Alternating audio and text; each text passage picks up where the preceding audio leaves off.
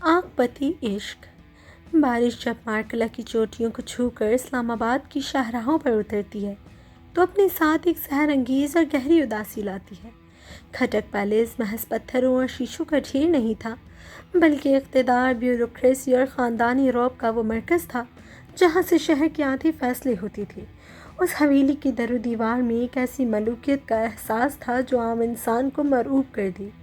Drawing room की बुलंदबाला रेशमी खिड़कियों पर बारिश की बूंदें एक मुसलसल आहंग के साथ बरस रही थीं। जर्द फानूस की मध्यम रोशनी में खटक खानदान के सबसे बड़े सरबराह मीर ज़मान खटक सोफे पर बैठे अपनी अकीक की तस्बीह घुमा रहे थे। मीर ज़मान खटक इस ख़ानदान के सबसे बड़े सरदार और मीर कारवां थे, जिनके चेहरे पर बरसों की हुक्मरानी का ऐसा जलाल था जो खामोशी में भी हुक्म सुनाता था, और खटक एम्पायर की असल बागडोर उन्हीं के हाथ में थी। उनके साथ ही रोहीन के वालिद सिकंदर लोधी बैठे नए एनर्जी प्रोजेक्ट पर बात कर रहे थे। सिकंदर प्रोजेक्ट का सारा फाइनेंशियल और एडमिनिस्ट्रेटिव हैंडलिंग गमज़ेयार ही देखेगा। मीर ज़मान खटक ने अपनी भारी और रौबदार आवाज़ में कहा, मेरे बाद खटक ग्रुप का असल वारिस वही है और मुझे उसके फ़ैसलों पर पूरा भरोसा है।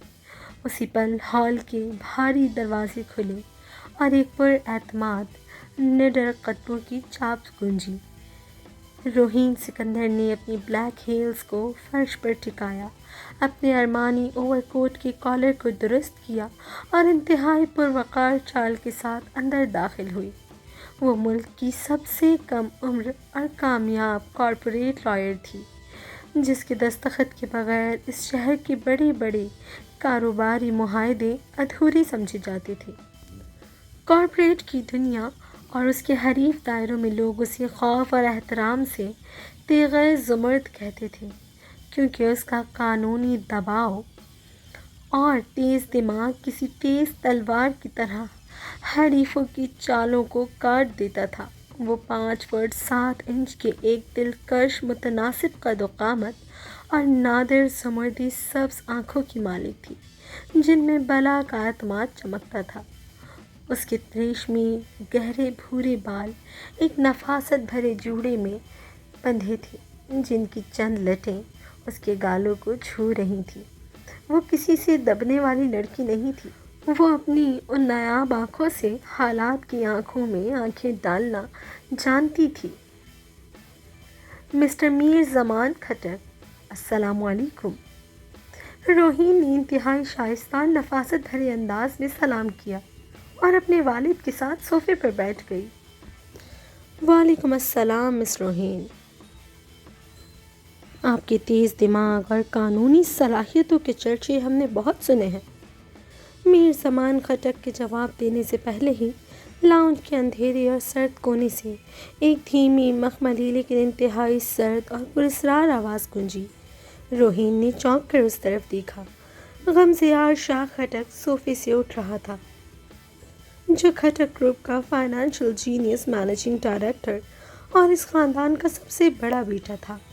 वो 6 फीट 2 इंच का लंबा कसरती जिस्म, निखरी रंगत और घनी स्याह घुंघराले बाल जो एक जानदार तकब्बुर के साथ माथे पर बिखरे हुए थे।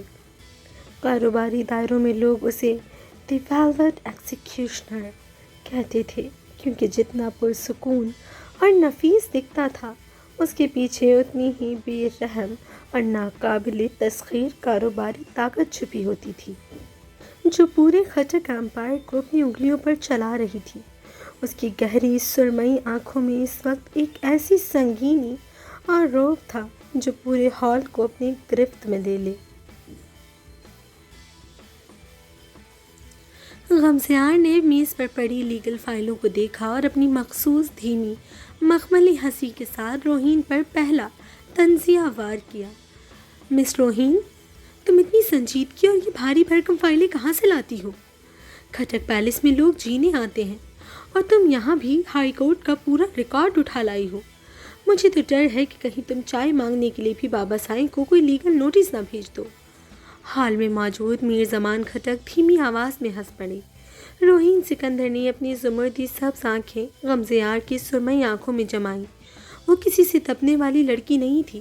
اس نے فائل کو سلیقے سے میز پر رکھا اور ایک مغرور مگر انتہائی کراری مسکراہٹ کے ساتھ جواب دیا، غمزیار شاہ کھٹک، قانون کی کتابوں کو اور کھٹک خاندان کے سربوں کے پروجیکٹ کو صرف ایک لطیفہ سمجھنا شاید آپ کا مزاج ہو، لیکن ان کاغذات پر آپ کی انڈسٹریز کا مستقبل لکھا ہے اور اسے محفوظ رکھنا میری ذمہ داری ہے۔ میں جہاں بھی جاتی ہوں اپنی پروفیشنل اپروچ اور نوٹس اپنے ساتھ لے کر جاتی ہوں، اور اگر ضرورت پڑی تو چائے کے لیے بھی نوٹس بھیجنے میں مجھے کوئی ہچکچاہٹ نہیں ہوگی۔ غمزیار کے ہونٹوں پر ایک دھیمی مسکراہٹ ابھری۔ اوہ، تو تیغِ زمرد واقعی بہت تیز ہے۔ چلو کم از کم اس پروجیکٹ کے دوران ہمیں بوریت تو نہیں ہوگی۔ لیکن مس روہین، یاد رکھنا، فائنینشیل فنڈز میرے ہاتھ میں ہیں۔ اگر میں نے کلاس نمبر 4 پر سائن نہیں کیے تو تمہاری یہ خوبصورت قانونی عمارت کاغذ کا ڈھیر بن جائے گی۔ تو مسٹر غمزیار، آپ سائن کریں گے، کیونکہ کھٹک گروپ کو اس وقت مجھ سے زیادہ بہتر وکیل نہیں مل سکتی۔ روہین نے اپنے بھورے بالوں کی لٹ کو پیچھے جھٹکتے ہوئے پوری تاشی سے جواب دیا۔ اسی پل ہال کے دروازے جھٹکے سے کھلے اور زریال شاہ کھٹک اندر داخل ہوا۔ اس کے انداز میں عجیب سی لاپرواہی اور بیزاری تھی، جو اس کے ہر وقت چیزوں کو نقصان پہنچانے والے مزاج کو ظاہر کر رہی تھی۔ وہ عمر میں غمزیار سے کچھ چھوٹا تھا، 6 فٹ 1 انچ کا قد، گندمی مردانہ رنگت اور عقابی سیاہ آنکھیں جن میں اس وقت کوئی سنجیدگی نہیں تھی۔ بابا سائیں، وہ کسٹمز والی فائل مجھ سے کہیں مس پلیس ہو گئی ہے، اور ٹیکسٹائل ملز کا جو نیا آرڈر آیا تھا اس کی پیمنٹ کا چیک بھی باؤنس ہو گیا ہے۔ زریال نے لاؤنج میں آتے ہی لاپرواہی سے کہا، جیسے اسے اتنے بڑے نقصان کی کوئی پرواہ ہی نہ ہو۔ میر زمان کھٹک کا چہرہ غصے سے سرخ ہو گیا اور انہوں نے غصے سے تسبیح میز پر ماری۔ زریال، تم کبھی کوئی کام ذمہ داری سے نہیں کر سکتے۔ تم نے ہمیشہ کھٹک گروپ کا نقصان ہی کیا ہے۔ زریال دنیا کے لیے جتنا بھی لاپرواہ تھا، لیکن اپنے باپ میر زمان کی جلال اور اپنے بڑے بھائی غمزیار کے اس خوفناک دبدبے کے سامنے وہ اندر ہی اندر بالکل دب گیا۔ وہ غمزیار کے سامنے نظریں اٹھانے کی جرات بھی نہیں کر سکتا تھا۔ غمزیار نے اپنی گہری سرمئی آنکھیں زریال پر ٹکا دیں۔ اس کے دیکھنے کے انداز میں ایک ایسا حاکمانہ غرور اور سردی تھی کہ زریال نے فوراً اپنی نظریں نیچے کر لیں۔ بابا سائیں، آپ پریشان نہ ہوں، غمزیار نے انتہائی پرسکون اور مخملی آواز میں میر زمان سے کہا۔ میں نے کسٹمز کا معاملہ خود ہینڈل کر لیا ہے اور ٹیکسٹائل ملز کا نقصان بھی کور کر دیا ہے۔ زریال کا کیا گیا گند صاف کرنا میری روز کی عادت بن چکا ہے۔ غمزیار نے پھر رخ بدلا اور روہین کو دیکھا۔ اس کے ہونٹوں پر وہی پراسرار مسکراہٹ ابھری۔ تو مس روہین، ہمارے اس چھوٹے بھائی کی لاپرواہیوں کو نظر انداز کیجیے۔ کھٹک گروپ کا اصل دماغ آپ کے سامنے بیٹھا ہے۔ چائے پر نوٹس تیار رکھیے گا، میں بریک کے بعد ملتا ہوں۔ وہ انتہائی باوقار اور ایک بڑے سردار کے حاکمانہ انداز سے وہاں سے اٹھا اور اس کے جاتے ہی لاؤنج کی فضا میں اس کی شخصیت کا بھاری پن باقی رہ گیا۔ زریال نے گہرا سانس لیا، جیسے اس کے سر سے کوئی بھاری بوجھ ہٹا ہو، اور روہین کے سامنے ایک بار پھر شرمندگی سے سر جھکا دیا۔ کھٹک پیلس کے عقبی دالان میں رات کا اندھیرا گہرا ہو چکا تھا اور مارکلا کی ٹھنڈی ہوا ریشمی پردوں کو ہلا رہی تھی۔ ہال کے بھاری کاروباری ماحول سے دور یہ غمزیار کا ذاتی لاؤنج تھا، جہاں وہ صرف اپنے خاص موڈ میں بیٹھتا تھا۔ غمزیار شاہ کھٹک صوفے پر ٹیک لگائے بیٹھا تھا۔ اس کے گھنے سیاہ گھنگھرالے بال ماتھے پر بکھرے تھے اور وہ اپنی گہری سرمئی آنکھوں سے سلگتے ہوئے سگار کو دیکھ رہا تھا۔ وہ اپنی اسی جلادی مخملی والی پرسکون حالت میں تھا جب لاؤنج کا دروازہ کھلا اور زریال شاہ کھٹک اندر داخل ہوا۔ زریال نے اپنے کوٹ کو لاپرواہی سے کرسی پر پھینکا، آستینیں اوپر چڑھائیں، غمزیار کے بالکل سامنے بڑے سنگ مرمر کے اسٹول پر بیٹھ گیا۔ ہال میں بابا کے سامنے جو دباؤ تھا وہ یہاں آ کر ایک شوخ بھائی چارے میں بدل چکا تھا۔ یار زیار، آپ بھی کمال کرتے ہیں، بابا کے سامنے آپ نے جس طرح میرا گن صاف کیا، سچ کہوں تو مجھے لگا آج میری ٹیکسٹائل ملز کی نوکری پکی گئی۔ زریال نے اپنی عقابی سیاہ آنکھوں میں شرارت سجاتے ہوئے طنزیہ ہنسی ہنس کر کہا۔ غمزیار نے سگار کا دھواں فضا میں اڑایا اور اپنی مخصوص دھیمی مخملی آواز میں زریال کو دیکھا۔ اگر میں وقت پر تمہارا وہ باؤنس چیک سنبھال کر کسٹمر کی فائل نہ نکالتا تو زریال، اس وقت تم کھٹک پیلس کے بجائے اسلام آباد کے کسی تھانے میں اپنی لاپرواہی کا حساب دے رہے ہوتے۔ ارے واہ زیار، آپ ہیں تو پھر مجھے کسی تھانے کی کیا فکر؟ زریال نے صوفے سے ایک سیب اٹھا کر ہوا میں اچھالا اور شوخی سے بولا، ویسے وہ جو آج تیغہ زمر تشریف لائی تھی، مس روحین سکندر، کیا تیز تلوار جیسی لڑکی ہیں؟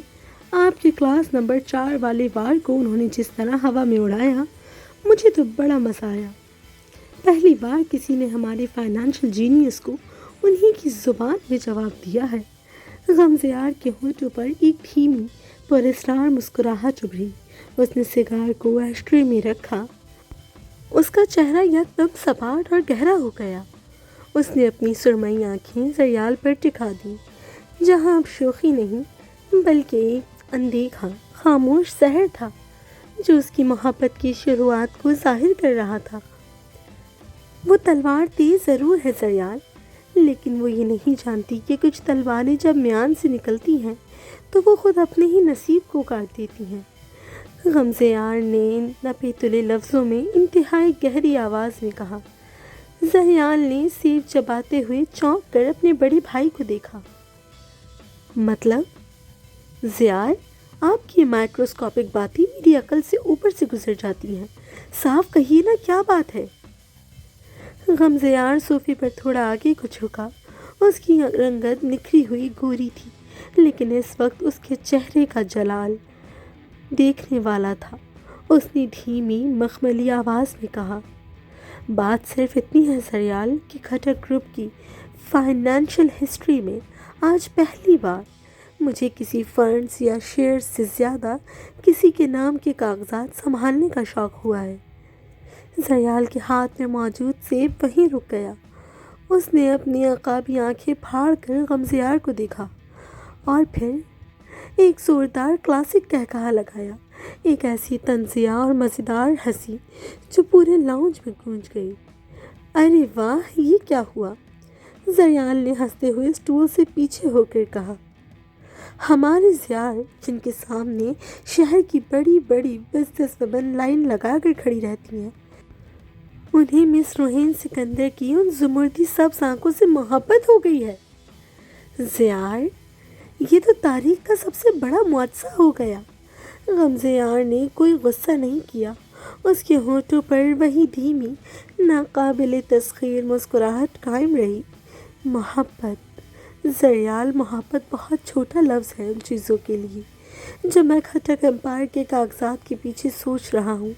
وہ تیغہ زمرد جتنی تیز ہے، اسے میرے اس مخملی جال کا حصہ بننا ہی پڑے گا۔ اسی پل لاؤنج کا دروازہ زور سے کھلا اور کوریڈور سے ہنستی ہوئی آوازیں اندر آئیں۔ یہ ان کی ماں بیگم میر زبان کھٹک تھیں، جن کے ساتھ زریال کی شریر اور لاڈلی بہنیں زناش اور عنایہ بھی لاؤنج میں داخل ہوئیں۔ ان کے آتے ہی لاؤنج کی سنجیدہ فضا یکدم گھریلو ہنگامے اور رونق میں بدل گئی۔ ارے واہ، یہاں دونوں بھائیوں کی خفیہ میٹنگ چل رہی ہے اور ہمیں بلایا بھی نہیں، زناش نے اپنے بھائیوں کو دیکھتے ہوئے شرارت سے کہا، جبکہ عنایہ نے زریال کے ہاتھ سے سیب چھین لیا۔ امی جان، ذرا اپنے اس بڑی بیٹی کو دیکھیے۔ زریال نے فوراً پوزیشن بدلی اور غمزیار کی طرف اشارہ کرتے ہوئے مزیدار انداز میں بولا، ہمارے زیار آج کل بزنس سے زیادہ قانونی معاملات میں دلچسپی لے رہے ہیں۔ امی جان نے مسکرا کر غمزیار کے سر پر ہاتھ رکھا۔ غمزیار تو میرا سب سے سلجھا ہوا اور ذمہ دار بیٹا ہے۔ زریال، تم اپنی فکر کرو جو ہر وقت چیزیں برباد کرتے رہتے ہو۔ چلو اب سب نیچے چلو، بابا ڈنر ٹیبل پر انتظار کر رہے ہیں۔ غمزیار نے ایک بار پھر سگار سلگایا جو کچھ دیر پہلے اپنی امی کی موجودگی میں بجھا چکا تھا۔ اس نے ایک گہرا کش لیتے ہوئے زریال کو دیکھا۔ اس کی سرمئی آنکھوں میں وہی پرسکون اور حاکمانہ رنگ تھا جو زریال کو دبا دیتا تھا۔ ان دونوں بھائیوں کے درمیان یہ مزیدار تیز ترار گفتگو ختم ہو گئی، لیکن لاؤنج کی فضا میں غمزیار کے ان دبے لفظوں کا وہ بھاری پن سحر بن کر جم گیا تھا۔ رات کا پچھلا پہر تھا اور کھٹک پیلس کا وسیع و عریض ہال اب بالکل پرسکون ہو چکا تھا۔ مارکلا کی ٹھنڈی ہوا ریشمی پردوں کو ہلا رہی تھی اور پورا پیلس نیند کی آغوش میں تھا۔ غمزیار شاہ کھٹک اپنے لاؤنج کی کھڑکی کے پاس کھڑا سلگتے ہوئے سگار کو دیکھ رہا تھا۔ وہ دنیا اور بزنس کے لیے کتنا ہی سرد، سمارٹ اور بے رحم مہرا تھا، لیکن اس کے وجود کے کچھ گوشے ایسے تھے جس سے خود اس کا اپنا خاندان بھی نا واقف تھا۔ وہ ایک پختہ اور سنگین دماغ کا مالک تھا، لیکن اس کے سینے میں ایک بے حد نرم اور نیک دل بھی چھپا تھا۔ وہ خاموشی سے سیڑھیاں اترا اور حویلی کے پچھلے حصے میں بنے ملازمین کے کوارٹرز کی طرف بڑھا۔ وہاں کھٹک پیلس کا ایک بے حد بوڑھا ملازم رحیم چچا شدید علالت کی وجہ سے بستر پر لیٹا ہانپ رہا تھا۔ جیسے ہی غمزیار اندر داخل ہوا، رحیم چچا نے کمزوری سے اٹھنے کی کوشش کی، لیکن غمزیار نے انتہائی نرمی سے ان کے کندھے پر ہاتھ رکھ کر انہیں دوبارہ لٹا دیا۔ اس نے خاموشی سے بستر کے پاس پڑے اسٹول پر ادویات کا ڈبہ دیکھا، پانی کا گلاس اٹھایا اور رحیم چچا کو اپنے ہاتھوں سے دوائی کھلائی۔ اس کی گہری سرمئی آنکھوں میں اس وقت کوئی تکبر نہیں تھا، بلکہ ایک ایسی نرمی اور مٹھاس تھی جو میٹھی شہد جیسی پاکیزہ تھی۔ اس نے رحیم چچا کے کمزور کانپتے ہوئے پیروں کو دیکھا جن پر سردی کی وجہ سے چادر ٹھیک سے نہیں لگی تھی۔ اس نے رحیم چچا کے کمزور کانپتے ہوئے پیروں کو دیکھا جو سردی کی وجہ سے ٹھٹر رہے تھے۔ دنیا کا وہ سب سے بڑا فائنانشل جینیس جس کے ایک اشارے پر کروڑوں کی ڈیلز کینسل ہو جاتی تھیں، وہ جھکا اور اس نے انتہائی عاجزی اور احترام کے ساتھ اس بوڑھے ملازم کے پیروں پر کمبل ٹھیک کیا اور ان کے تلووں پر مالش کرنے لگا تاکہ انہیں سکون مل سکے۔ وہ ورکرز کے یتیم بچوں کے تعلیمی فنڈز خود مانیٹر کرتا تھا اور کسی کے دکھ میں بابا کو بتائے بغیر خود کھڑا ہو جاتا تھا۔ اس کے اندر کا یہ انسان اتنا خوبصورت تھا کہ کوئی سوچ بھی نہیں سکتا تھا۔ زیار صاحب، اللہ آپ کو سلامت رکھے، آپ تو اس خاندان کا سایہ ہیں۔ رحیم چچا کی آنکھوں سے احترام اور محبت کے آنسو نکل آئے۔ غمزیار نے کوئی جواب نہیں دیا، بس ان کے سر پر ہاتھ رکھ کر خاموشی سے باہر نکل آیا۔ اگلی صبح کھٹک پیلس کے ڈائننگ ہال میں کہکہوں کی آوازیں گونج رہی تھیں۔ بیگم میر زمان کھٹک انتہائی محبت سے غمزیار کے پلیٹ میں کباب رکھ رہی تھیں۔ ان کے چہرے پر ایک ماں جیسی سچی مٹھاس اور بے پناہ ممتا تھی۔ میرے غمزیار نے پچھلے 1 مہینے سے دن رات ایک کر کھٹک گروپ کو اتنے بڑے خسارے سے نکالا ہے۔ میرے بچے کو تو نظر ہی لگ گئی ہے، دیکھو ذرا چہرہ کتنا اتر گیا ہے۔ بیگم میر زمان نے انتہائی نرمی سے غمزیار کے سر پر ہاتھ پھیرتے ہوئے کہا۔ ان کے ساتھ بیٹھی زناش اور عنایہ نے بھی فوراً محبت سے اپنے بڑے بھائی کی تعریفوں کے پل باندھ دیے۔ غمزیار کے ہونٹوں پر وہی مخصوص دھیمی اور مخملی مسکراہٹ ابھری۔ وہ خاندان کا وہ مضبوط ستون تھا جس سے اس کی ماں اور بہنیں بے حد پیار کرتی تھیں، اور وہ ان سب کے لیے لوہے کی دیوار بنا رہتا تھا۔ امی جان، آپ زیار کو مکھن لگانا بند کریں، بابا کے بعد اس گھر کے اصل سلطان یہی ہیں۔ زریال نے مسکرا کر سیٹ سنبھالتے ہوئے کہا۔ اس کی عقابی سیاہ آنکھوں میں اپنے بڑے بھائی کے لیے بے پناہ سچی محبت اور احترام چمک رہا تھا۔ زریال اپنے بھائی زیار پر جان چھڑکتا تھا، اور غمزیار بھی اپنے اس چھوٹے بھائی کے لیے دنیا کی کسی بھی حد سے گزر سکتا تھا۔ زریال بالکل ٹھیک کہہ رہا ہے بیگم، غمزیار اس خاندان کا وہ فخر ہے جس نے ہمیشہ ہم سب کے لیے سٹینڈ لیا ہے۔ میر زمان کھٹک نے اپنی بھاری اور روبدار آواز میں ڈائننگ ٹیبل پر کہا۔ ان کی آنکھوں میں اپنے بڑی بیٹی کے لیے فخر صاف نظر آ رہا تھا۔ کھانا ختم ہونے کے بعد غمزیار دوبارہ اپنی ذاتی لاؤنج میں آ کر کھڑا ہو گیا۔ باہر مارکلا کی تیز بارش اب دھیمی ہو چکی تھی، لیکن اس کے اپنے اندر کا موسم بالکل سرد اور ویران تھا۔ اس کا یہ پختہ وجود پچھلے کئی سالوں سے کٹھن کاموں کی وجہ سے کسی بھی ذاتی جذبے سے عاری تھا۔ وہ یہ بھول چکا تھا کہ اپنے لیے جینا کیا ہوتا ہے۔ اسی پل اس کے ذہن کے پردے پر ایک چہرہ ابھرا، روحین سکندر، تیغہ زمرد۔ اس کی وہ نایاب زمردی سبز آنکھیں اس کا وہ پراعتماد نڈر انداز اور اس کی شخصیت کی وہ ستھری معصومیت۔ غمزیار نے محسوس کیا کہ اس کے سنگین سینے میں، جہاں برسوں سے صرف سردی اور خاموشی کا راج تھا، روحین کی ایک جھلک دیکھنے کے بعد یکدم کوئی نیا جذبہ کروٹ لے رہا تھا۔ وہ لڑکی کوئی عام عورت نہیں تھی، وہ اپنی نڈر گفتگو سے اس کی روح کے اس بنجر پن کو چیلنج کر رہی تھی۔ اس کے وجود میں پہلی بار جذبات کی ایک دھیمی سی آنچ سلگنے لگی تھی، جو آہستہ آہستہ ایک ایسے طوفان میں بدلنے والی تھی جو اس پورے پیلس کو ہلا کر رکھ دے۔ زیار، آپ یہاں کھڑے کیا سوچ رہے ہیں؟ پیچھے سے سریال کی آواز آئی۔ وہ اپنے بڑے بھائی کے پاس آ کر کھڑا ہو گیا، اس کے کندھے پر ہاتھ رکھ دیا۔ مس روحین، سکندر کا فون آیا تھا۔ وہ کل صبح ہمارے ہیڈ آفس میں پروجیکٹ کے فائنل لیگل ڈرافٹس لے کر آ رہی ہیں۔ بابا نے کہا ہے کہ آپ خود میٹنگ ہینڈل کریں۔ غمزیار کے ہونٹوں پر وہی پراسرار مخملی مسکراہٹ دوبارہ ابھری، لیکن اس بار اس کی سرمئی آنکھوں میں ایک انوکھا گہرا جلال تھا۔ ٹھیک ہے زریال، مس روحین سے کہو وہ اپنی تیغہ زمرد تیز کر آئیں، کیونکہ کل کھٹک گروپ کے ہیڈ آفس میں فائنل فیصلہ میں خود کروں گا۔ زریال نے ہنس کر اپنے بھائی کو دیکھا۔ اگلی صبح کھٹک گروپ آف انڈسٹریز کا ہیڈ آفس اپنی پوری آب و تاب کے ساتھ چمک رہا تھا۔ غمزیار شاہ کھٹک اپنے گہرے 3 پیس سوٹ میں ملبوس، کانچ کے بنے شاندار اور وسیع کیبن میں بیٹھا فائنینشیل شیٹس دیکھ رہا تھا۔ اس کے چہرے پر اب دوبارہ وہی دی ویلوٹ ایکسیکیوشنر والا سرد اور ناقابل تسخیر دبدبہ لوٹ آیا تھا۔ اس کی گہری سرمئی آنکھیں پیپرز پر جمی تھیں اور اس کا اسمارٹ دماغ ہر باریکی کو نوٹ کر رہا تھا۔ اسی پل کیبن کا شیشے کا بھاری دروازہ کھلا اور روحین سکندر داخل ہوئی۔ سفید فارمل کوٹ اور بلیک پینٹ میں وہ ہمیشہ کی طرح ایک شاندار کارپوریٹ لائر لگ رہی تھی، اور اس کی نایاب زمردی سبز آنکھیں بیوروکریسی کے اس ماحول کو بھانپ رہی تھیں۔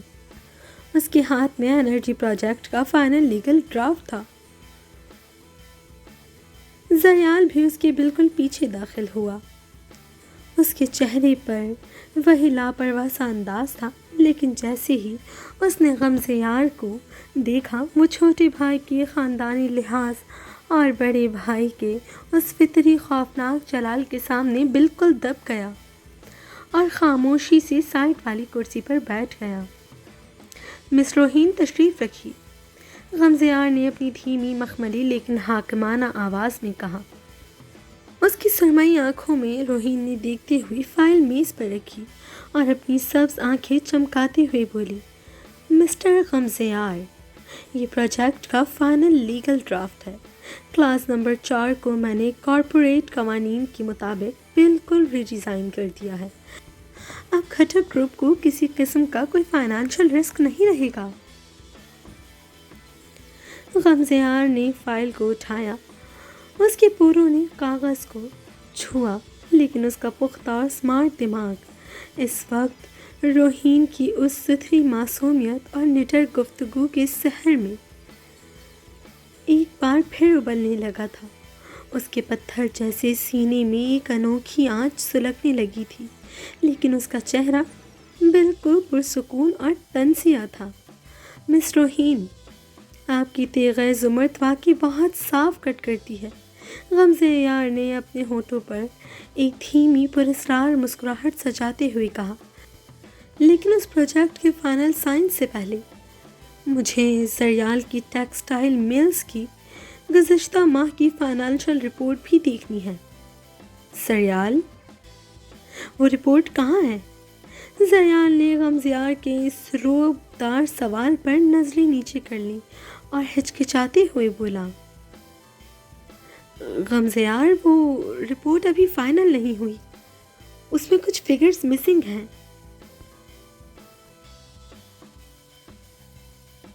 غمزیار نے فائل کو میز پر پٹکا۔ آواز اتنی بھاری تھی کہ زریال اندر سے بالکل سہم گیا۔ زریال، مس روحین سکندر جیسے پروفیشنلز کے سامنے تمہاری اس لاپرواہی کا حساب میں گھر جا کر لوں گا۔ ابھی تم باہر جا کر کسٹمز کے کلیئرنس پیپرز چیک کرو۔ زریال نے خاموشی سے سر جھکایا اور کیبن سے باہر نکل گیا۔ اب کمرے میں صرف غمزیار اور روحین اکیلے تھے۔ غمزیار نے دوبارہ روحین کو دیکھا اور اس کی سرمئی آنکھوں کا رعب اب دگنا ہو چکا تھا۔ مس روحین، آپ کے لیگل ڈرافٹس تو کمال ہیں، لیکن کھٹک گروپ کا مینیجنگ ڈائریکٹر اتنی آسانی سے کسی پیپر پر سائن نہیں کرتا۔ کلاس نمبر 6 میں کچھ فائنانشل تبدیلیاں میں خود کروں گا۔ روحین نے اپنی زمردی سبز آنکھیں غمزیار کی آنکھوں میں کاٹ دیں۔ مسٹر غمزیار، قانون میری انگلیوں پر چلتا ہے اور میں اپنے ڈرافٹ میں کسی ایسی تبدیلی کی اجازت نہیں دوں گی جو میرے کلائنٹ کے خلاف جائے۔ غمزیار کھلکھلا کر ہنس پڑا، ایک ایسی مخملی لیکن حاکمانہ ہنسی جس نے روحین کو اندر سے الرٹ کر دیا۔ ہم بھی یہی دیکھنا چاہتے ہیں مس روحین کہ آپ کا قانون زیادہ مضبوط ہے یا کھٹک گروپ کی یہ فائنانشل پاور۔ وقت کی بساط پر مہریں بہت تیزی سے پلٹ چکی تھیں۔ کھٹک پیلس کے در و دیوار اس بات کے گواہ تھے کہ زریال اور روحین، جسے زریال اب بے حد شائستگی اور محبت سے روحی پکارتا تھا، ایک دوسرے کے عشق میں اس حد تک گرفتار ہو چکے تھے کہ ان کی محبت اب ایک ناقابل تسخیر حقیقت بن چکی تھی۔ زریال کا وہ لاپرواہ انداز روحی کی زمردی سبز آنکھوں کی پناہ میں آ کر ایک سچے اور وفادار ہم سفر کی شکل اختیار کر چکا تھا۔ لیکن یہ سب غمزیار شاہ کے لیے ایک ایسی قیامت تھی جو اس کی روح کو ہر روز جلاتی تھی۔ وہ جو اپنی انگلیوں پر دنیا کو نچاتا تھا، وہ روحی اور زریال کی اس شدت محبت کے سامنے اندر سے بالکل تڑپ کر رہ گیا تھا اور حسد کی اس آگ کو اب مزید اپنے اندر دفن نہیں کر پا رہا تھا۔ رات کے آخری پہر جب بارش کھٹک پیلس کے شیشوں پر ایک ہولناک شور کے ساتھ برس رہی تھی، روحین ہیڈ آفس کی کچھ اہم فائلز گاڑی میں بھول جانے کی وجہ سے دوبارہ نیچے لاؤنج میں آئی۔ لاؤنج میں مدھم زرد لائٹ جل رہی تھی اور وہاں پہلے سے موجود شخص کو دیکھ کر روحین کے قدم وہیں جم گئے۔ غمزیار وہاں کھڑا تھا۔ اس کا 3 پیس سوٹ بھی ترتیب تھا، ٹائی کھلی ہوئی تھی اور اس کے گہرے سیاہ گھنگھرانے بال ماتھے پہ بکھرے ہوئے تھے۔ اس کی وہ مقناطیسی سرمئی آنکھیں جو کبھی دباؤ پیدا کرتی تھی، اس وقت سرخ تھیں اور ان میں ایک ہلا دینے والی ویرانی اور شکست کا رنگ تھا۔ مسٹر غمزیار، آپ اس وقت یہاں؟ روحین نے اپنی سبز آنکھوں میں ناگواری سجاتے ہوئے سرد لہجے میں پوچھا۔ غمزیار نے مڑ کر دیکھا، روحین کو سامنے پا کر اس کا وہ پختہ، سنگین اور حاکمانہ مکھوٹا ایک پل میں مٹی کا ڈھیر بن گیا۔ وہ غمزیار جو کھٹک امپائر کا سب سے بڑا ستون تھا، وہ آہستہ آہستہ چلتا ہوا روحین کے قریب آیا اور پھر تاریخ میں پہلی بار وہ جلادی مخملی روحین کے قدموں کے پاس گھٹنوں کے بل زرد برقی قالین پر بیٹھ گیا۔ روحین صدمے سے 2 قدم پیچھے ہٹی۔ یہ کیا بدتمیزی ہے غمزیار؟ اٹھو یہاں سے۔ روحی، خدا کے لیے میری بات سنو۔ غمزیار کی آواز میں اب وہ مخملی روب نہیں تھا، بلکہ ایک ٹوٹے ہوئے روتے ہوئے انسان کی التجا تھی جو اندر سے بالکل بکھر چکا تھا۔ اس نے اپنے کانپتے ہوئے ہاتھ روحین کے سامنے پھیلا دیے۔ میں مٹ رہا ہوں روحی، میں اندر سے بالکل ختم ہو رہا ہوں۔ زریال میرا چھوٹا بھائی ہے، میں اس سے بہت محبت کرتا ہوں، لیکن میں تمہیں اس کے ساتھ نہیں دیکھ سکتا۔ میں اپنی پوری کھٹک امپائر، اپنی دولت، اپنا یہ تکبر، سب کچھ تمہارے قدموں میں ڈھیر کرنے کو تیار ہوں۔ بس ایک بار مجھے اس دوزخ سے نکال لو۔ مجھ سے محبت مت کرو، لیکن زریال کی بھی مت بنو۔ میں تمہاری منت کرتا ہوں روحی، میں تمہارے آگے ہاتھ جوڑتا ہوں۔ دنیا کا وہ سب سے بڑا فائنانشل جینیس جس کے سامنے اچھے بزنس ٹائکونز کانپتے تھے، وہ آج ایک عورت کے سامنے بالکل خاک ہو چکا تھا اور بچوں کی طرح روتے ہوئے اس کے آنسو قالین پر گر رہے تھے۔ روحین کی زمردی سبز آنکھوں میں اس کی اس حالت کو دیکھ کر کوئی رحم نہیں آیا، بلکہ اس کا چہرہ غصے اور بیزاری سے شدید سرخ ہو گیا۔ وہ تیغ زمرد بن کر اس پر گرجی۔ بس کرو غمزیار شاہ کھٹک، اپنی زبان کو لگام دو اور اپنی یہ گھٹیا اور مکروہ شکل میرے سامنے سے ہٹاؤ۔ تمہیں شرم نہیں آتی؟ زریال تمہارا چھوٹا بھائی ہے، وہ تم پر اندھا بھروسہ کرتا ہے، وہ تمہیں اپنا سب کچھ سمجھتا ہے اور تم اس کے پیٹھ پیچھے اس کی زندگی اجاڑنے کا سوچ رہے ہو۔ تم کوئی جلادی مخملی نہیں ہو، تم صرف ایک بزدل اور احساس کمتری کے مارے ہوئے انسان ہو جو اپنے بھائی کی خوشی بھی برداشت نہیں کر سکتا۔ روحین کے یہ الفاظ غمزیار کے سینے پر کسی تیز دھار خنجر کی طرح لگے۔ وہ ٹوٹے ہوئے شیشے کی طرح اندر سے مزید بکھر گیا، لیکن اس نے روحین کے اوور کوٹ کا دامن تھامنے کی کوشش کی۔ روحی، میں پتھر تھا، تمہاری ان سب آنکھوں نے مجھے پگھلا دیا۔ میں زریال کا نقصان نہیں چاہتا، پر میں تمہیں کھونا بھی نہیں چاہتا۔ اپنے یہ گندے ہاتھ مجھ سے دور رکھو۔ روحین نے جھٹکے سے اپنا دامن چھڑایا۔ اس کی آنکھوں میں شدید نفرت تھی۔ غمزیار، تم میرے لیے صرف اور صرف ایک گھٹیا اور ناپسندیدہ مہرہ ہو، جس کی حیثیت زریال کے جوتوں کی خاک کے برابر بھی نہیں ہے۔ اگر تم نے دوبارہ میرے یا زریال کے درمیان آنے کی کوشش کی تو میں قانون کی وہ تلوار چلاؤں گی کہ تمہاری یہ پوری کھٹک سلطنت مٹی میں مل جائے گی۔ تم مر جاؤ غمزیار، لیکن میں کبھی تمہاری نہیں ہو سکتی۔ روحین نے نفرت سے اپنی فائل اٹھائی اور تیزی سے سیڑھیوں کی طرف بڑھ گئی۔ بغیر مڑ کر دیکھے لاؤنج کے اس اندھیرے میں غمزیار وہیں قالین پر اکیلا بیٹھا رہا۔ اس کے آنسو تھم چکے تھے، لیکن روحین کے ان تلخ، برے بھلے اور زہریلے الفاظ نے اس کے اندر چھپے اس آخری نیک انسان کو ہمیشہ کے لیے قتل کر دیا تھا۔ وہ جو ٹوٹا تھا، جو بکھر رہا تھا، وہ اب ایک ایسی خوفناک اور تاریک شکل اختیار کر رہا تھا جو آگے چل کر اس پورے خاندان کو نگلنے والی تھی۔ اس کا وہ جلاد مخملی والا مخاطب ایک سچے خطرناک ولن کے روپ میں تبدیل ہو رہا تھا، ایک ایسا ولن جو اب اپنی ملوکیت کا وہ آخری کھیل کھیلنے والا تھا۔ 6 ماہ قبل شہر کے سب سے مہنگے 5 اسٹار ہوٹل کا کانفرنس ہال اس وقت سہم چکا تھا، جہاں اسلام آباد کے 3 بڑے ٹیکسٹائل ٹائکونز دانش ورق، ملک جہانگیر اور ان کا لیگل ہیڈ میز پر جھکے کانپتے ہاتھوں سے فائز الٹ پلٹ رہے تھے۔ ان کا کٹ پتلے بزنس پارٹنر رحمان شاہ، جو پس پردہ کھٹک گروپ کی فائنینشیل جڑیں کاٹنے کی کوشش کر رہا تھا، گزشتہ رات پراسرار طور پر اپنے ہی فارم ہاؤس میں مردہ پایا گیا تھا، اور اس موت نے پورے کارپوریٹ سیکٹر میں ایک سرد خوف پھیلا دیا تھا۔ ٹھیک 12 بجے ہال کے بھاری شیشے کے دروازے کھلے۔ غمزیار شاہ کھٹک اندر داخل ہوا۔ اس کے گہرے چارکول 3 پیس سوٹ کا ایک کلاس، سلک کے بلیک پاکٹ اسکوائر اور کلف لگے کالر اس کے خاندانی ملوکیت کا پتہ دے رہے تھے۔ اس نے اپنے ہاتھ میں پکڑے سلگتے ہوئے سگار کا دھواں فضا میں اڑا کر دانشور کے بالکل سامنے پڑی چیف ایگزیکٹو کی کرسی سنبھالی۔ اس کی گہری سرمئی آنکھوں میں اس وقت ایک اور منجمد کر دینے والی سردی تھی، ایسی سپاٹ کہ ہال کا ایئر کنڈیشنر بھی اس روب کے سامنے بے اثر لگ رہا تھا، اور وہاں موجود اچھے بزنس ٹائکونز نے ایک پل میں اپنی نظریں نیچے کر لیں۔ غمزیار نے اپنے چوڑے شانے صوفے کی پشت سے ٹکائے، سلیو لنکس کو انتہائی اطمینان سے گھمایا اور اپنی دھیمی مخملی آواز میں بولا، مسٹر دانش ورق، رحمان شاہ کی فائنینشیل فائل اب کلوز ہو چکی ہے، اور اس کے ساتھ ہی اس پروجیکٹ کے 40% شیئرز بھی ضبط ہو چکے ہیں۔ اب اگر کھٹک گروپ کا یہ انرجی پروجیکٹ اس شہر میں چلے گا تو شرائط میری ہوں گی اور دستخط بھی میرے ہوں گے۔ آپ کے پاس اس ڈیفالٹ پیپر پر سائن کرنے کے لیے صرف 3 منٹ ہیں، ورنہ کل صبح ہائی کورٹ کھلنے سے پہلے ورک گروپ آف انڈسٹریز کا نام اس ملک کی کاروباری تاریخ سے مٹ چکا ہوگا۔ کمرے میں ایک مہیب خاموشی چھا گئی۔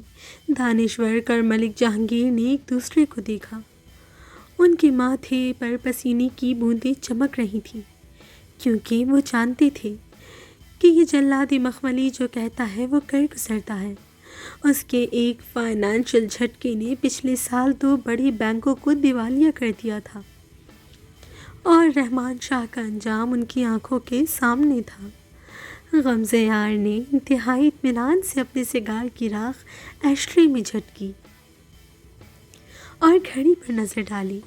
اس کی یہ جابرانہ خاموشی اور سمارٹ چال کے سامنے حریفوں کے ہاتھ کانپنے لگے، اور انہوں نے بنا ایک لفظ بولے فوراً قلم اٹھا کر اپنی پوری سلطنت کھٹک گروپ کے نام لکھ دی۔ وہ کرسی سے اٹھا، اپنے چارکول سوٹ کا درمیانی بٹن بے حد اطمینان سے بند کیا اور ہال میں موجود کسی بھی شخص کو الوداع کہے بغیر اس نے نپے تلے حاکمانہ قدموں کے ساتھ باہر نکل گیا۔ اس کے کثرتی وجود اور چوڑے شانوں کا وہ سپاٹ جلال ایسا تھا کہ کوریڈور میں کھڑے اس کے گارڈز نے فوراً راستے چھوڑ دیے۔ وہ جیسے ہی ہیڈ آفس کی لفٹ سے اتر کر نیچے پورٹیکو میں آیا، اس کی بلیک BMW کا دروازہ پہلے سے کھلا ہوا تھا اور فضا میں مارکلا کی ٹھنڈی سرمئی دھند تیر رہی تھی۔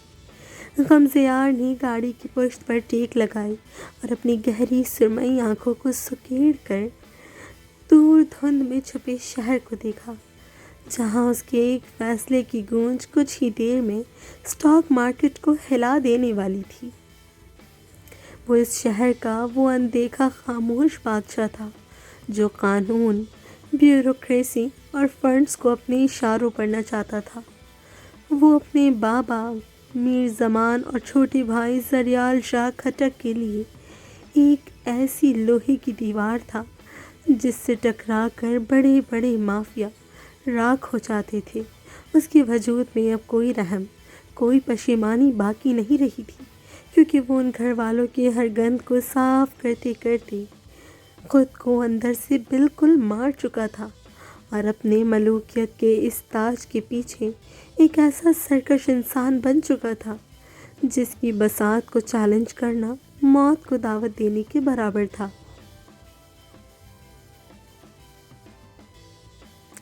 شہریار الوی کے پینٹ ہاؤس اپارٹمنٹ کی کھلی چھت پر تیز میوزک اور کوئلوں کی دھیمی آنچ کا راج تھا، جہاں نیچے پورے اسلام آباد شہر کی روشنیاں کسی جڑے ہوئے ہیرے کی طرح چمک رہی تھیں۔ غمزیار شاہ کھٹک اپنے برانڈڈ اوور کوٹ کو اتار کر کرسی پر پھینک چکا تھا اور بے حد مہارت سے سیخیں گھما رہا تھا، جبکہ زریال شاہ کھٹک اپنے اسسٹنٹ کمشنر والی دبدبے کو بھول کر کوئلوں پر ہوا دے رہا تھا۔ اوئے غمزیار یارا، ذرا ہاتھ تیز چلاؤ یار، مجھے تو یہ تکے بالکل گرما گرم کوئلوں سے اترتے ہوئے پسند ہیں۔ شہریار الوی نے اپنے آئی فون پر لگاتار بجنے والی گرل فرینڈز کے میسیجز کو دیکھتے ہوئے لاڈلے انداز میں نخرہ کیا۔ اگر تکہ زبان پر رکھتے ہی دھواں نہ نکالے تو کھانے کا مزہ ہی ختم ہو جاتا ہے۔ غمزیار نے سگار کا دھواں فضا میں اڑایا اور اپنی گہری سرمئی آنکھوں سے شہریار کو دیکھا۔ اس کے ہونٹوں پر ایک بے حد کلاسک اور مزیدار مسکراہٹ ابھری۔ شہریار، اگر تجھے اتنے ہی گرما گرم تکے پسند ہیں تو ایک کام کر، ان لوہے کی سیخوں کو چھوڑ، تجھے ہی اس سیخ میں پرو دیتا ہوں اور تیرے منہ میں کچا گوشت ٹھونس دیتا ہوں۔ کوئلوں پر تو خود ہی ساتھ ساتھ پکتا رہے گا اور وہیں سے ہاتھ کے ہاتھ گرم گرم نوچ کر کھاتا بھی رہے گا۔ تیرا وقت بھی بچے گا اور تیری یہ گرما گرم کھانے کی حسرت بھی پوری ہو جائے گی۔ زریال شاہ کھٹک یہ سنتے ہی کھلکھلا کر ہنس پڑا اور شہریار کے کندھے پر مکہ مارا۔ ارے واہ غمزیار، آپ نے تو کمال کر دیا۔ ویسے شہریار، اس سیخ پر پکے ہوئے تمہاری ان 4 الگ الگ گرل فرینڈز کو سنبھالنا بھی آسان ہو جائے گا، جو اس ویکینڈ پر تمہارے میسیجز کا انتظار کر رہی ہیں۔ شہریار نے تڑپ کر اپنا فون جیب میں چھپایا اور زریال کو گھورا۔ ابے زریال، تو چپ کر، بندہ اتنا ہینڈسم اور دل پھینک ہو تو لڑکیاں تو دیوانی ہوں گی ہی نا، اور تو جو آج کل خود کو بڑا دل پھینک سمجھنے لگا ہے، ذرا سنبھل کر۔ عشق و محبت اپنی جگہ پر، کھٹک خاندان کا بھرم اور بابا کا روب ذہن میں رکھنا۔ ایسا نہ ہو کہ کسی لڑکی کے چکر میں اپنی یہ نوکری داؤ پر لگا بیٹھو۔ غمزیار ان دونوں یاروں کی اس شوخی پر دھیمے سے ہنس دیا اور پکے ہوئے تکے پلیٹ میں نکال دیے۔ ان تینوں کی یہ تیز ترار، مزیدار اور بے حد سلجھی ہوئی کلاسک تفریح رات کے اندھیرے میں گونجتی رہی، جس نے غمزیار کے اس محیط وجود کو کچھ دیر کے لیے اس کی گہری تنہائی سے دور کر دیا۔ کھٹک گروپ آف انڈسٹریز کے نئے پروجیکٹ کی فائنل ڈیل کے لیے اسلام آباد کے ایک ہائی پروفائل بورڈ روم میں ماحول بے حد گرم تھا، جہاں مخالف گروپ کے وکلاء اور فائنینشیل ہیڈز کھٹک گروپ کو قانونی پیچیدگیوں میں گھیرنے کی کوشش کر رہے تھے۔ غمزیار شاہ کھٹک اپنے گہرے 3 پیس سوٹ میں ملبوس صوفے کے پشت سے ٹیک لگائے، چہرے پر وہی جلال سجائے بے حد خاموشی سے ان کی سپاٹ چالی دیکھ رہا تھا، جبکہ اس کے بالکل ساتھ بیٹھی روہین سکندر اپنے سفید فارمل اوور کوٹ میں ملبوس لیپ ٹاپ پر ان کی ایک ایک کلاس کو نوٹ کر رہی تھی۔ جیسے ہی مخالف گروپ کے چیف لائر نے خٹک گروپ کے فنڈز پر اعتراض اٹھایا۔ روہین سکندر اپنی زمردی سبز آنکھیں چمکاتے ہوئے کھڑی ہو گئی اور اپنی تیغ زمرد والا نڈر وقار دکھاتے ہوئے تڑاک سے گرجی، مسٹر دانیال، کارپوریٹ لاء کی کلاس نمبر 82 کے تحت آپ کا یہ اعتراض نہ صرف غیر قانونی ہے بلکہ آپ کی فرم کی ناقص ریسرچ کا منہ بولتا ثبوت ہے۔ اگر آپ کو قوانین کا بنیادی علم بھی نہیں ہے تو میں مشورہ دوں گی کہ کھٹک گروپ جیسے بڑے نام کے سامنے بیٹھنے سے پہلے اپنی وکالت کی ڈگری دوبارہ چیک کر لیں۔ روہین نے اپنی بھوری بالوں کی لٹ کو پیچھے جھٹکتے ہوئے پوری تاشی سے ان کی پوری قانونی ٹیم کو بورڈ روم میں سب کے سامنے بری طرح ذلیل اور خاموش کر کے رکھ دیا۔ غمزیار نے سگار کا دھواں فضا میں اڑایا اور اس کے ہونٹوں پر ایک بے حد دلکش، دھیمی اور پراسرار مسکراہٹ ابھری، ایسی مسکراہٹ جس میں روہین کی اس بے باکی اور تیز دماغ پر بلا کا فخر تھا۔ وہ دنیا کے سامنے جتنا بے رحم تھا، لیکن روہین کے اس تیکھے انداز کو دیکھ کر وہ اندر ہی اندر اس نڈر شخصیت کا قائل ہو رہا تھا۔ میٹنگ ختم ہونے کے کچھ دیر بعد جب وہ دونوں باہر پورٹیکو کی طرف بڑھے جہاں ٹھنڈی ہوا چل رہی تھی تو غمزیار نے بے حد خاموشی سے روہین کی طرف دیکھا اور دھیمی مخملی آواز میں بولا، مس روہین، آج بورڈ روم میں آپ نے جس طرح حریفوں کی مٹی پلید کی ہے، مجھے ڈر ہے کہ اگلی بار وہ ہمارے ساتھ میٹنگ میں آنے سے پہلے ہائی کورٹ سے پروٹیکشن آرڈر منگوا لیں گے۔ آپ کا یہ تڑاک جواب کھٹک گروپ کے فنڈ سے زیادہ قیمتی ہے۔ روہین نے ایک پل کے لیے اپنی سبز آنکھیں غمزیار کی سرمئی آنکھوں میں گاڑی اور ایک مغرور مگر کراری مسکراہٹ کے ساتھ جواب دیا، مسٹر غمزیار، اگر آپ چاہتے ہیں کہ کھٹک امپائر محفوظ رہے تو آپ کو میری اس تیز تلوار کی عادت ڈالنی پڑے گی۔ میں آپ کے پروجیکٹس کی کلیئرنس کے لیے ہر اس شخص کو ذلیل کر سکتی ہوں جو ہمارے راستے میں آئے گا۔ غمزیار کے چہرے پر وہی سپاٹ جلال واپس آ گیا، لیکن اس کی سرمئی آنکھوں میں اب روہین کے لیے ایک اندیکھا تحفظ اور پوشیدہ پرواہ صاف جھلک رہی تھی۔ وہ اب ہر میٹنگ اور ہر دورے پر روہین کو بطور لیگل ایڈوائزر اپنے ساتھ رکھنے لگا تھا۔ کھٹک گروپ کے انٹرنیشنل لیگل معاہدے کی طویل میٹنگ کے بعد مالدیپ کے ایک بے حد خوبصورت اور مہنگے پرائیویٹ آئی لینڈ ریسارٹ کے اوپن ڈیک پر سمندر کی نیلی لہریں سندھلی ریت سے ٹکرا رہی تھیں۔ فضا میں ایک عجیب سا روحانی اور پرسکون سحر تھا۔ غمزیار شاہ کھٹک اپنے روایتی بھاری سوٹ اور اوور کوٹ کو اتار کر اب ایک بے حد نفیس سفید لیلن کی شرٹ اور گرے ٹراؤزر میں ملبوس تھا، جس کے اوپر کے 2 بٹن کھلے تھے اور ہوا میں اس کے سیاہ گھنگریالی بال ماتھے پر بکھر رہے تھے۔ اس کے بالکل سامنے کھڑی روہین سکندر اپنے دفتری فارمل کوٹ کو الوداع کہہ کر ایک بے حد خوبصورت ہلکے سمندری سبز ریشمی لباس میں ملبوس تھی، جو ہوا کے دوش پر اڑتا ہوا اس کی نایاب زمردی سبز آنکھوں کے رنگ کو اور بھی گہرا کر رہا تھا۔ غمزیار نے اپنی گھڑی پر نظر ڈالی اور اپنی مخصوص دھیمی مخملی آواز میں بولا، مس روہین، میٹنگز تو ختم ہو چکی ہیں، لیکن اب لنچ کا وقت ہے۔ میں اس ملک میں پہلی بھی کافی دفعہ آ چکا ہوں اور مجھے معلوم ہے کہ یہاں کا سی فوڈ اور یہ اوپن ڈیک لنچ پورے آئی لینڈ پر سب سے بہترین ہے۔ ہم بطور بزنس پارٹنرز اور لیگل ایڈوائزر لنچ تو ساتھ کر ہی سکتے ہیں، کیوں؟ روہین نے مسکرا کر غمزیار کی سرمئی آنکھوں میں دیکھا۔ وہ اس وقت بالکل نارمل اور ہنسمکھ موڈ میں تھی۔ اس نے سر ہلایا اور دونوں اوور واٹر ویلا کے شاندار ڈائننگ ٹیبل پر بیٹھ گئے۔ شروعات میں ان کے درمیان کارپوریٹ قوانین، اسلام آباد کی سیاست اور شہریار علوی کی گرل فرینڈز کے ہنگاموں پر بے حد مزیدار ہلکی پھلکی اور ہنسی خوشی گفتگو ہوتی رہی۔ غمزیار کے چہرے کا وہ روایتی سپاٹ جلال اس پرسکون ماحول میں پگھل چکا تھا اور وہ روہین کی ان سبز آنکھوں کی چمک دیکھ کر دل ہی دل میں اپنی ملوکیت ہار رہا تھا۔ جیسے ہی لنچ ختم ہوا، غمزیار نے سگار سلگایا۔ اس کا چہرہ یکدم سنجیدہ اور گہرا ہو گیا اور اس نے دبے لفظوں میں اپنی زندگی کا سب سے بڑا اعتراف کر دیا، مس روہین، میں آپ سے کچھ نہیں چھپانا چاہتا۔ میں نے اپنی زندگی میں بہت سے غلط کام کیے ہیں، بہت سے گناہ کیے ہیں۔ خٹک خاندان کے ملوکیت کے تاج کو بچانے کے لیے میں نے اپنے ہاتھ خون سے رنگے ہیں اور ایک سرکش انسان بن گیا ہوں۔ آپ میری لیگل ایڈوائزر تھیں، آپ میرا ہر سیاہ رخ جانتی ہیں، لیکن مجھے زندگی میں پہلی بار کسی عورت سے محبت ہوئی ہے، ایک ایسی محبت جو میرے اس پتھر کے وجود کو پگھلا چکی ہے۔ میں آپ کے لیے اپنی یہ پوری سلطنت، اپنی یہ جابرانہ پہچان، سب کچھ ہمیشہ کے لیے ختم کرنے کو تیار ہوں۔ میں اپنی پہچان تک مٹا دوں گا روحی، بس ایک بار میرا ہاتھ تھام لو۔ دنیا کا وہ سب سے بڑا فائنانشل مافیا جس کے سامنے اچھے اچھے قانون دان کانپتے تھے، وہ آج مالدیپ کے اس ساحل کے کنارے ایک عورت کے سامنے گھٹنوں کے بل آ چکا تھا۔ روہین کی زمردی آنکھوں میں اس کی اس بے حد شدید اور سچے اظہار کو دیکھ کر کوئی نرمی نہیں آئی۔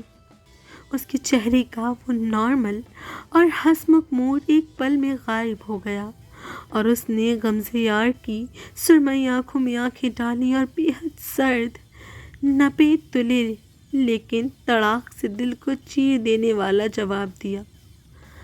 آپ نے بہت دیر کر دی مسٹر غمزیار شاہ خٹک، میں تو آلریڈی کسی اور کو پسند کرتی ہوں اور ہم دونوں ایک دوسرے کے عشق میں اس حد تک گرفتار ہیں کہ ہماری محبت اب ایک ناقابل تسخیر حقیقت بن چکی ہے۔ میں بہت جلد اسی سے شادی کرنے والی ہوں، اس لیے اپنی یہ جذبات اور اپنی یہ سرکشی اپنے پاس ہی رکھیں، میرے دل میں آپ کے لیے کوئی جگہ نہیں۔ روہین کے یہ زہریلے الفاظ غمزیار کے سینے پر کسی تیز دھار خنجر کی طرح لگے۔ اس کا پورا وجود اندر سے ریزہ ریزہ ہو گیا، لیکن وہ خٹک خاندان کا سب سے بڑا بیٹا تھا، وہ اپنے اعصاب کو اتنی جلدی ٹوٹنے نہیں دے سکتا تھا۔ غمزیار نے ایک بے حد گہرا سانس لیا، اپنے کانپتے ہوئے ہاتھوں کو اپنے ٹراؤزر کی جیبوں میں چھپایا، اپنے اعصاب پر بلا کا قابو پایا اور چہرے پر وہی پرانی سپاٹ اور محیط خاموشی سجا کر بے حد مدھم آواز میں بولا، میں آپ کی بات سمجھ گیا مس روہین۔ غمزیار شاہ خٹک نے سمندر کی لہروں کو دیکھا، اس کے اعصاب پر بلا کا قابو تھا، لیکن اس کی سرمئی آنکھوں کے پیچھے ایک محیط طوفان نے جنم لے لیا تھا۔ اس نے اپنی سفید لیلن کی شرٹ کے کلف کو بے حد آرام سے درست کیا اور اپنی دھیمی مخملی آواز میں روہین کو دیکھتے ہوئے بولا، مس روہین، اگر آپ نے فیصلہ کر ہی لیا ہے تو کیا آپ مجھے ایک بار اس انسان کے بارے میں بتا سکتی ہیں جو آپ کے دل کے اتنے قریب ہے؟ وہ کون ہے جس کے لیے آپ نے میرے اس مخلصانہ اظہار اور میری اس خٹک سلطنت کے بارے میں سوچنا بھی گوارا نہیں کیا؟ میں وعدہ کرتا ہوں اگر وہ شخص واقعی آپ کے لائق ہوا تو میں خود خاموشی سے آپ کی زندگی سے ہمیشہ کے لیے چلا جاؤں گا۔ روہین سکندر نے اپنی زمردی سبز آنکھیں چمکائیں، اس کے چہرے پر اپنے عشق کا ایک بے حد پاکیزہ اور مغرور مان تھا۔ اس نے بغیر کسی ہچکچاہٹ کے تڑاک سے جواب دیا، وہ کوئی اور نہیں مسٹر غمزیار، وہ آپ کا اپنا چھوٹا بھائی سریال شاہ خٹک ہے۔ ہم دونوں ایک دوسرے سے بے پناہ محبت کرتے ہیں اور میں بہت جلد اس کے نام کا نکاح اپنے ماتھے پر سجانے والی ہوں۔ یہ نام سنتے ہی غمزیار کا دائم و قائم دباؤ ایک سیکنڈ کے لیے لرز اٹھا، اس کا دماغ بالکل گھوم کر رہ گیا۔ اس کا سگا چہیتا بھائی زریال، جس کا ہر گند وہ بچپن سے صاف کرتا آیا تھا، وہ اس کی روح کا سودا کر چکا تھا، وہ بھائی جسے وہ پہلے ہی اپنے جذبات سے آگاہ کر چکا تھا۔ غمزیار شاہ خٹک کا وہ بے حد پروقار مکھوٹا اب پوری طرح پاش پاش ہو چکا تھا۔ وہ کارپوریٹ دنیا کو اپنی انگلیوں پر نچاتا تھا۔ اپنے سگے چھوٹے بھائی زریال شاہ خٹک کا نام سنتے ہی اندر سے بالکل ٹوٹ گیا، ریزہ ریزہ ہو گیا اور بکھر گیا۔ اس کے وجود کا آخری سہارا بھی ختم ہو گیا تھا۔ اور اسی ٹوٹ پھوٹ نے اسے اس موڑ پر لا کھڑا کیا جہاں سے اب وہ اپنی شدید ترین سیاہ جنون کی آخری حد کو چھونے والا تھا۔ رات کا پچھلا پہر تھا اور پورے اسلام آباد پر ایک سحر انگیز سپاٹ اور گہری خاموشی طاری تھی۔ مارکلا کی چوٹیوں سے اتری ہوئی سفید اور ٹھنڈی دھند نے پوری کھٹک پیلس کو اپنی لپیٹ میں لے رکھا تھا، جس کی وجہ سے فضا میں ایک مہیب سردی تھی۔ اس مہیب اندھیرے اور خنکی میں غمزیار شاہ کھٹک چھت کے ایک کونے میں اکیلے بیٹھا ہوا تھا۔ اس نے بلیک ٹی شرٹ پہن رکھی تھی۔ اس کے گھنے سیاہ گھنگرالے بال ہوا میں بکھرے ہوئے تھے اور وہ بے حد خاموشی سے ایک کے بعد ایک دوسرا سگار سلگا رہا تھا۔ دھند کے اس سرمئی ماحول میں سگار کا سرخ شعلہ ہر بار اس کی گہری سرمئی آنکھوں کی ویرانی اور جلال کو واضح کر رہا تھا۔ چہرے کے سامنے وحشت اور دہشت کا مکھوٹا اس وقت اپنے ہی وجود کے ملبے تلے بالکل ریزہ ریزہ ہو چکا تھا۔ اس نے آسمان کی طرف سر اٹھایا جہاں کالی گھٹائیں اور سفید دھند تیر رہی تھی، اور پہلی بار اس کے ان مقناطیسی سرمئی آنکھوں سے بہنے والے آنسو رکنے کا نام نہیں لے رہے تھے۔ اس کا یہ زار و قطار رونا اور ہچکیوں کے ساتھ تڑپتی ہوئی آواز دھند کی چادر کو چیر رہی تھی۔ اس نے اپنے کانپتے ہوئے ہاتھ اور آہیں آسمان کی طرف اٹھائیں اور اس کا وہ دردناک گریہ گونجا، یا اللہ، میں تو پتھر بن چکا تھا نا، تو نے میرے اس سپاٹ وجود میں روحین کی وہ زمردی سبز آنکھیں کیوں لکھ دیں؟ میں نے اس گھر کے لیے کیا کچھ قربان نہیں کیا یا اللہ؟ میرا بچپن، میری سگی ماں کی محبت، میری اپنی ذاتی خوشیاں، میں نے اس کھٹک امپائر کو کھڑا کرنے کے لیے اپنے وجود کا ایک ایک گلاس بیچ دیا۔ میں نے دن رات خون پسینہ ایک کر کے سوتیلی ماں کا میٹھا زہر خاموشی سے پیا، زناش اور عنایا کے ہر نخرے اور ایکسپلائٹیشن کو سہا، صرف اس لیے کہ بابا کی ملوکیت پر آنچ نہ آئے اور زریال شاہ کھٹک کا یہ گھر سلامت رہے۔ میں نے اپنی پوری زندگی ان کے احسانات کے نیچے دفن کر دی، پر اللہ بدلے میں مجھے کیا ملا؟ صرف یہ دوزخ جیسی تنہائی۔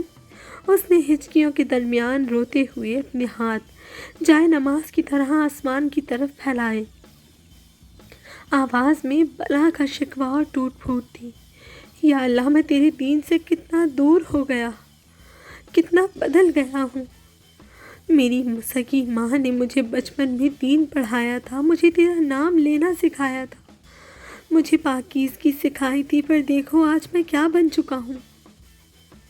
میں ان گھر والوں کے پیچھے ایک جلاد بن گیا، ایک قاتل بن گیا۔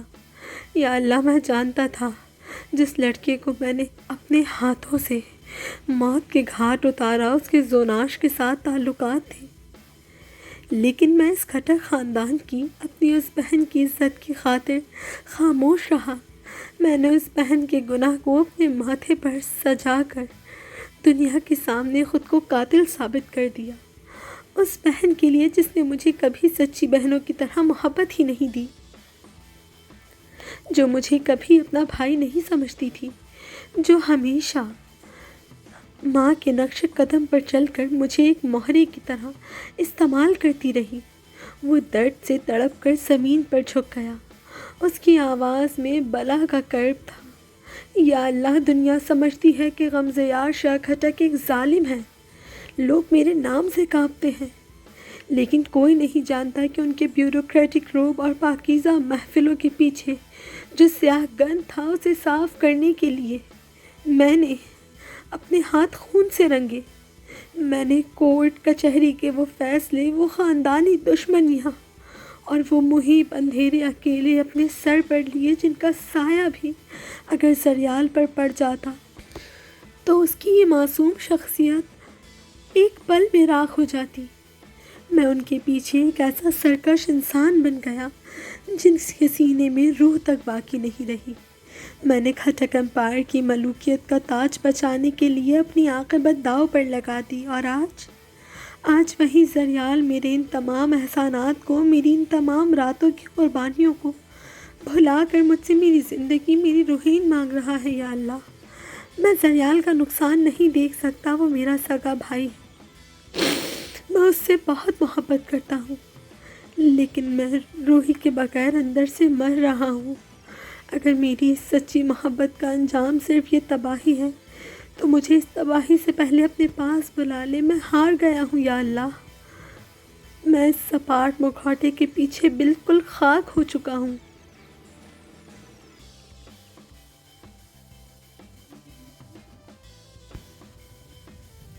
6 ماہ بعد صبح ہو چکی تھی، لیکن کھٹک پیلس کی فضا میں رات کا وہ ہولناک سسپینس اب بھی معلق تھا۔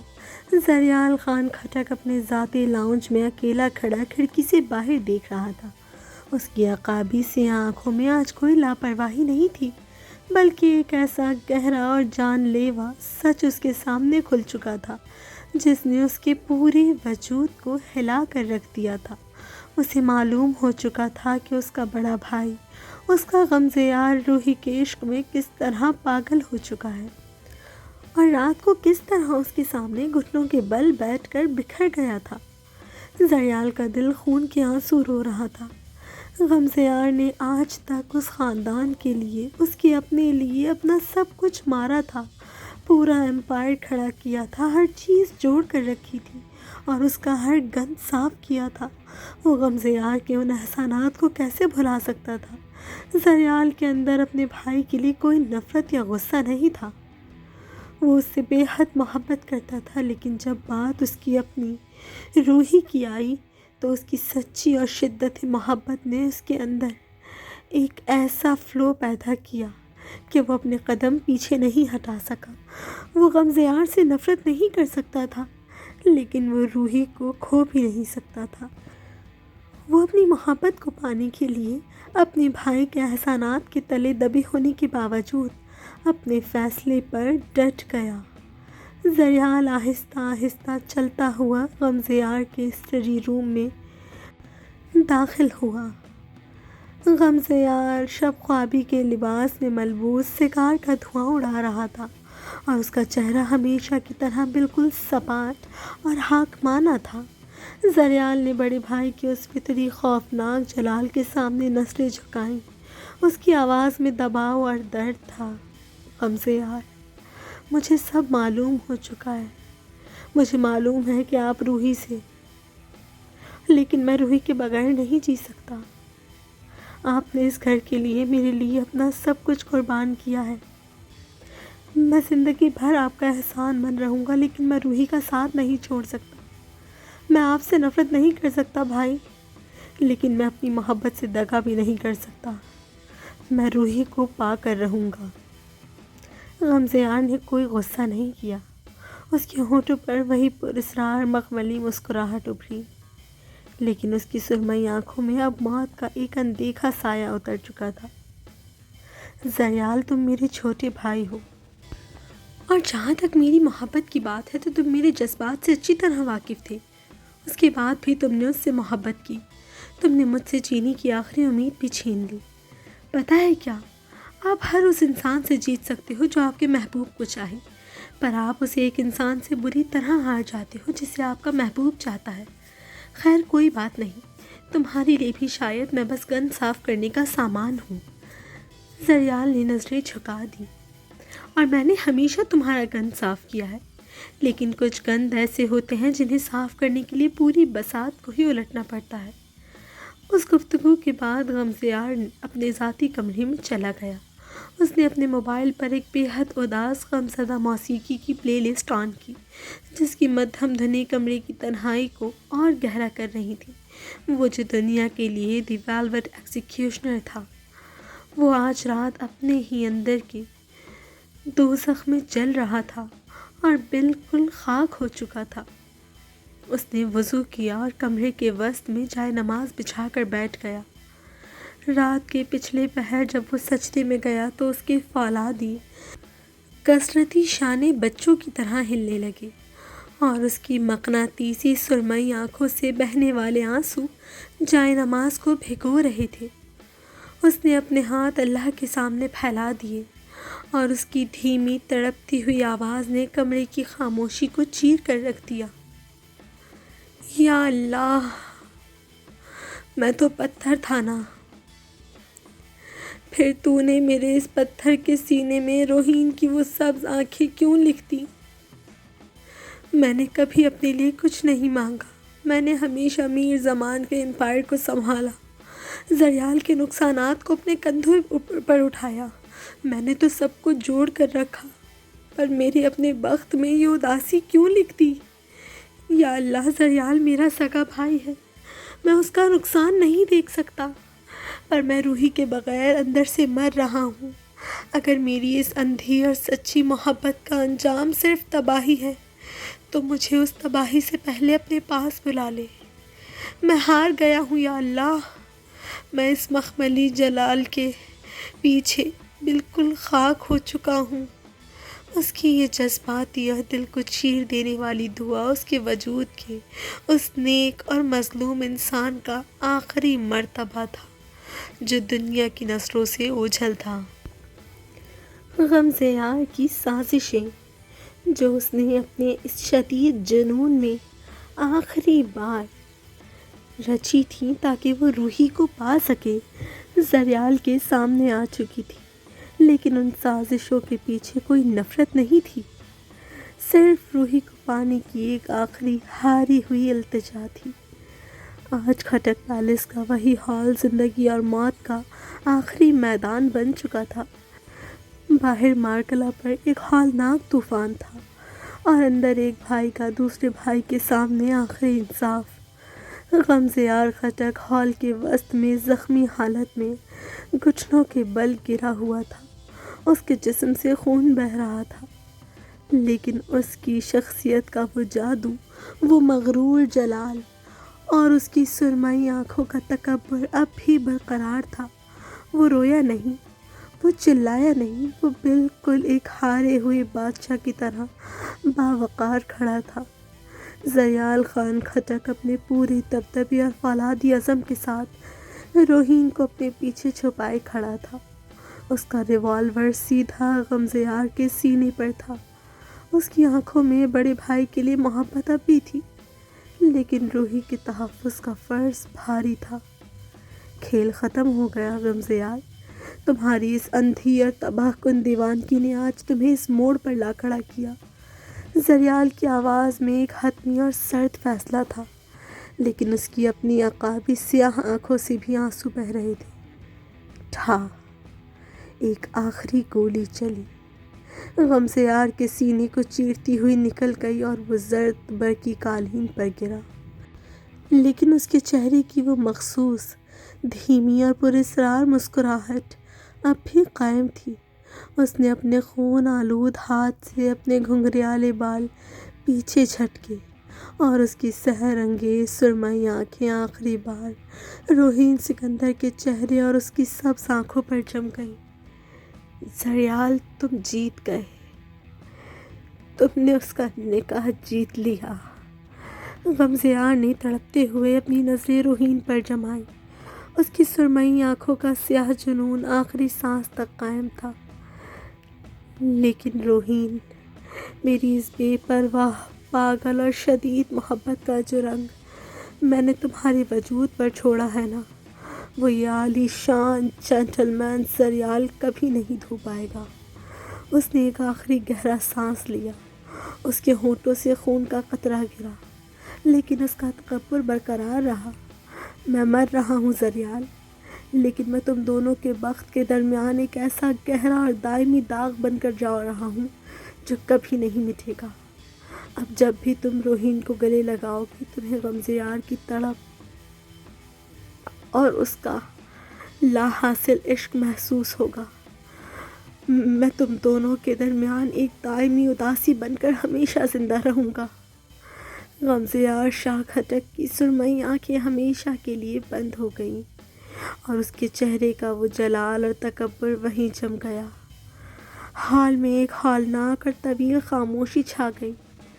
غمزیار مر چکا تھا، لیکن زریال اور روہین جانتے تھے کہ وہ ہارا نہیں تھا۔ اس کی موت نے ان کی جیت کو بھی ایک ایسا رنگ دے دیا تھا جو کبھی پھیکا نہیں پڑ سکتا تھا، کیونکہ اس کے مرنے کے بعد ان کے دلوں میں اس کی محبت کی تڑپ کی گونج ہمیشہ باقی رہنی تھی۔ ولن مر چکا تھا اور کہانی اسی موت کے موڑ سے ہمیشہ کے لیے زندہ ہو گئی تھی۔ بارش تھم چکی تھی، لیکن مارگلا کی پہاڑیوں پر دھند کی ایک گہری چادر تنی ہوئی تھی۔ زریال نے روحین کا ہاتھ تھاما، جو اب بھی غمزیار کی آخری مسکراہٹ کے سحر میں گم تھی۔ زریال نے روحی کو اپنے سینے سے لگا لیا اور دونوں کی محبت میں اب غمزیار کا وہ درد ایک ابدی اذیت بن چکا تھا جو صرف عاقبت عشق کا مقدر ہوتی ہے۔